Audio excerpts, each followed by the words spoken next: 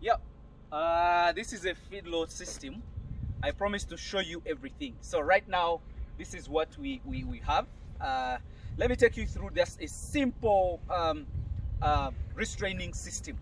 Because a feedlot has many components, it has a spraying system, it has a restraining system, it also has a feedlot system if you want it in a systematic manner. Then some people think that every person that is doing feedlot is supposed to do like this. No, it doesn't matter.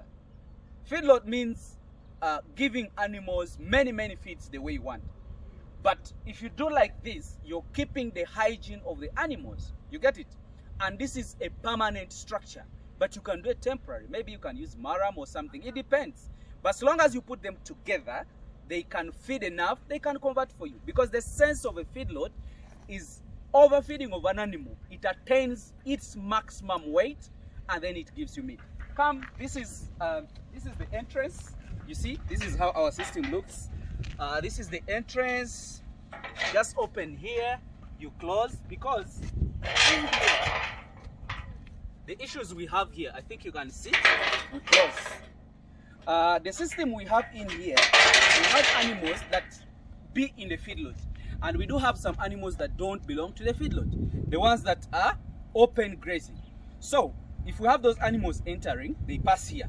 If animals that are going to be in the feedlot are coming, they go through the other system because that's where we offload from. I think you can see that. You get to the boma, and then from the boma, you come in here. But if you're putting in those that are not on feedlot, they go through here. They don't go to the system. They go in here. They go to the spray race. I think I'll show them the spray race. The collecting boma, then to the spray race. So outside the spray race, we have a distribution center also that takes them off the feedlot. So if they are going in the feedlot, they also have their entry to the main feedlot. I'll take you there. You come and see. So after animals entering, they gather in the boma. So from the boma, we make them enter here to go to the weighing scale. Remember what we do. If animals comes in the feedlot, we weigh their initial weight. Then after the initial weight, we write down. Then we start to feed them completely. So the moment you feed them, whichever weight they put on, that is your money. The profit is how much weight do those animals put on. So this is the spread. This is the crush, the restraining crush, and down here, I think the cameraman should come. These are all bombers. These are all bombers, and I want you to come and see.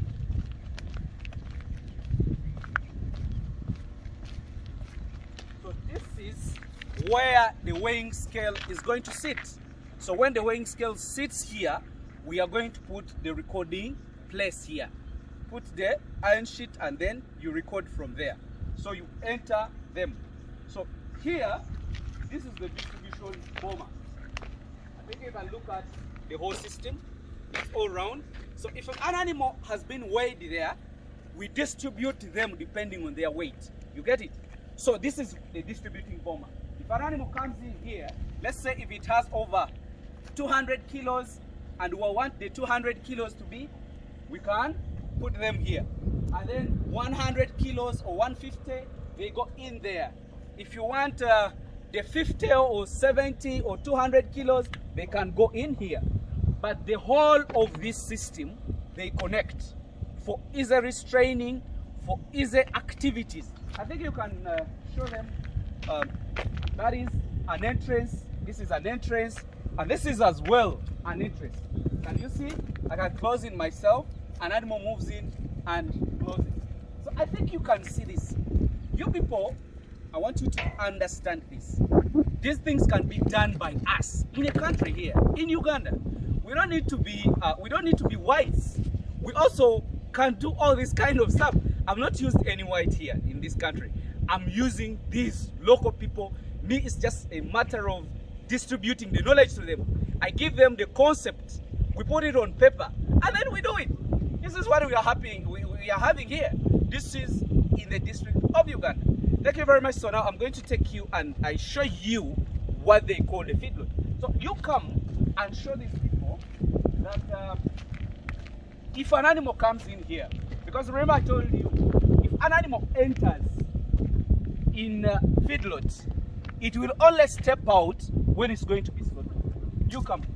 So, if, let's say an animal entered in the first boma. If it entered in the first boma, there is an exit there, or there is an entrance that connects to this, which connects to this. You come and show them.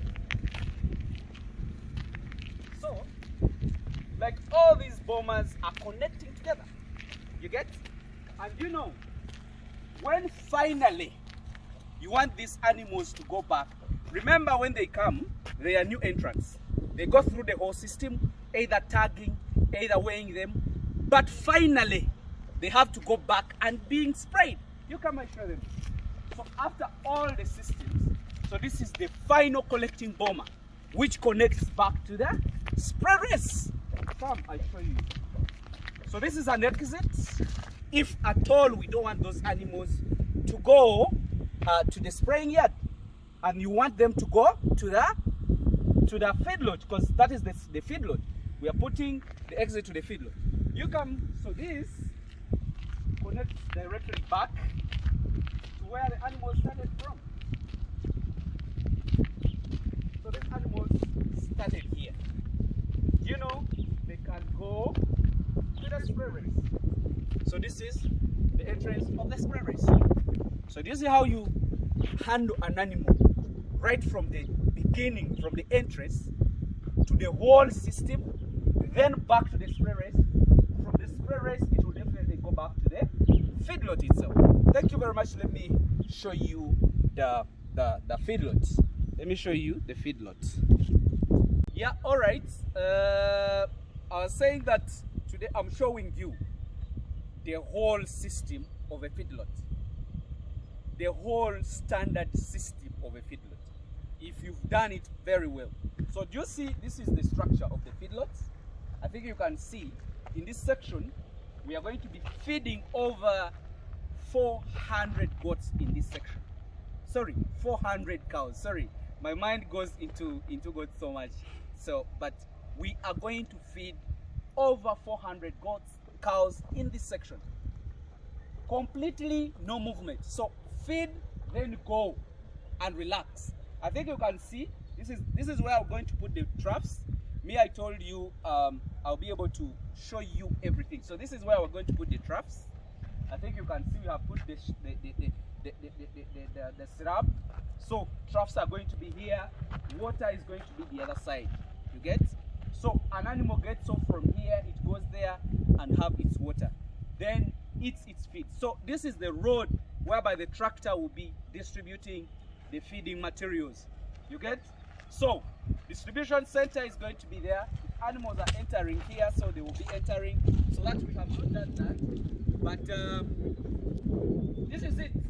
I think you can see. Me, I told you. Now I'm going to show you our feeds, because tomorrow we are starting to do the silos. Actually, we are starting to do the silage tomorrow. I'm going to show you the silos, and as well I'm going to show you the maize ready, the sugar graze, and all kind of stuff that is required in this. So thank you very much. I think you have seen this, where I'm going to show you even the structure of the silos, surface silos. Thank you. Yeah, so this is a surface silo. The reason, you know, I've been always explaining to you, it's better to use simple materials. You don't have to do things that are too expensive. So this surface silo is going to be holding tons, like over 1 million. You get?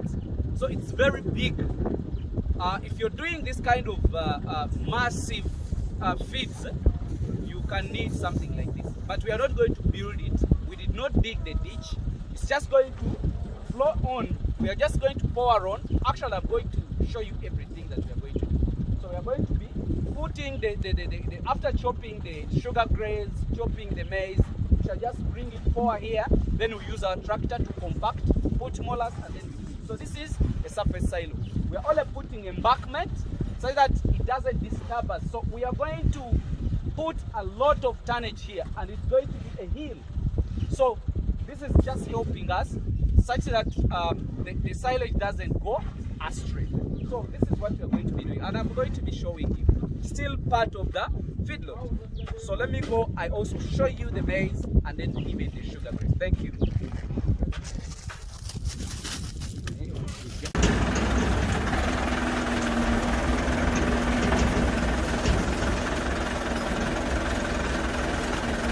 So the maize is going to be cut tomorrow. We are trying to search and see. So tomorrow, the sunshine was too much here. That's why you see everything is wilt. But remember, we are going to do silage for a beef. So if maize is hardy, it's very good because it has a lot of energy, you get? And it will really help us a lot. Thank you.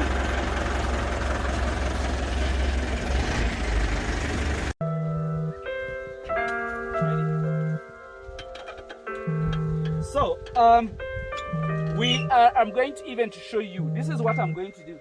I'm going to put in sugar grass, then mix it with also maize. Remember, the sugar grass, it's a sorghum, and it has a lot of protein. So, that is going to cater for the protein content, and then you know the maize has all. So, we are going to have a best. Let me show you the sugar grass. This is ready. Actually, it's very ready to be harvested. I think you can see. Yeah. Sure. So the grains are on. The grains are on, so we are going to chop it tomorrow. I will show you how to do all this. This is done in Uganda, and we can do better than, I always tell you Ugandans, we can do better than any country. This season has been too short, but we've been able to have this. If the season was long, we would harvest now and again replant. But because the season was too short, we couldn't handle, you know. But as well, we have got this, you get? So we have sugar grass over 25 acres. We have maize over 50 acres. We have chloris over 25 acres. Actually, it's over 50 acres. Bracharia mollusto over 25 acres. So we are going to be feeding over 1,500 cows after 3 months. We shall be taking for slaughter. So you people who are doing breeding, do it. Those who are doing fattening as well, do it. If you start it small, better. If you start it at a bigger rate, it's much better for me, for you, and for the country, because the country is also benefiting. So let me just wish you the best. Let me move on. I'll keep posting you. Bye.